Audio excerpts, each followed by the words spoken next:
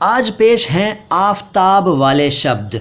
ये भी आपको अटपटा टाइटल लग रहा होगा, आफताब वाले शब्द क्या होते हैं? तो भैया देख लो ये छोटा सा वीडियो, जान जाओगे। आफताब कहते हैं सूरज को, यानी सन, सूर्य, रवि, दिनकर, दिवाकर, भास्कर, अंशुमान, अंशुमाली। कितने पर्यायवाची बता दिए मैंने आपको हिंदी के। इसके बाद आफताबा। आफताबा एक तरह का लोटा होता है जिसमें हैंडल लगा होता है, लोटा आफताबा, बड़े साइज का लोटा होता है। इसके बाद आफताब आसार। आफताब आसार का मतलब है वो जिसमें सूरज के जैसा जलाल हो, यानी सूर्य के जैसा प्रताप हो, तेज हो, आफताब आसार। इसके बाद आफताब गिर। आफताब गिर का मतलब है छज्जा, छतरी, छाता या धूप रोकने के लिए लगाया हुआ कोई भी कपड़ा वगैरह। इसके बाद आफताब परस्त। आफताब परस्त का मतलब है सूरज की पूजा करने वाला, यानी आफताब की परस्तिश करने वाला, सूर्य पूजक। और गिरगिट को भी आफताब परस्त कहते हैं। मालूम था क्या? नहीं था यार मालूम, अब मालूम हुआ। इसके बाद आफताब परस्ती, यानी आफताब की पूजा। आफताब परस्ती, आफताब की पूजा करना, सूर्य पूजा।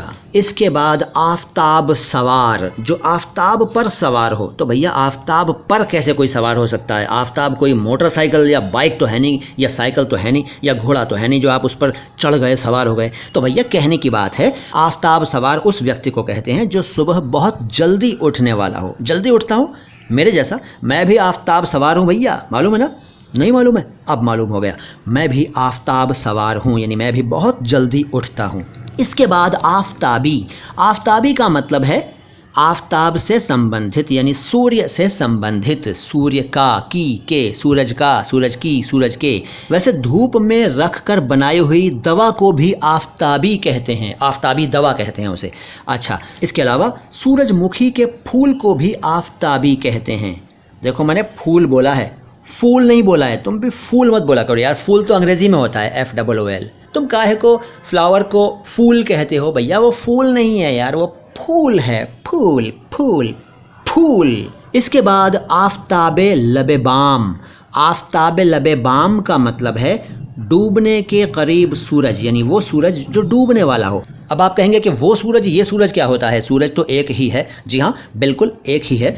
तो कहने का मतलब है अस्ताचलगामी सूर्य, यानी डूबने को जाता हुआ सूर्य, अस्त होने को जाता हुआ सूर्य, यानी अस्त होने के समय का सूर्य। इसके अलावा मरने के निकट जो व्यक्ति हो उसे भी आफताबे लबेबाम कहते हैं। मरणासन्न व्यक्ति को भी आफताबे लबेबाम कहते हैं। इसके बाद आफताबे सरे शाम। आफताबे सरे शाम का मतलब है वही आफताबे लबेबाम।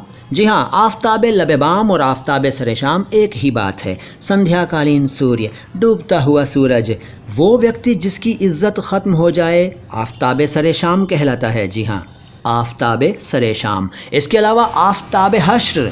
आफताबे हश्र का मतलब है, हिंदी में कहूँ तो महाप्रलयकालीन सूर्य, यानी जब सूर्य धरती के बहुत निकट होगा और सारी सृष्टि को जला देगा, अग्नि प्रलयकारी सूर्य होगा, उसे कहेंगे आफताबे हश्र।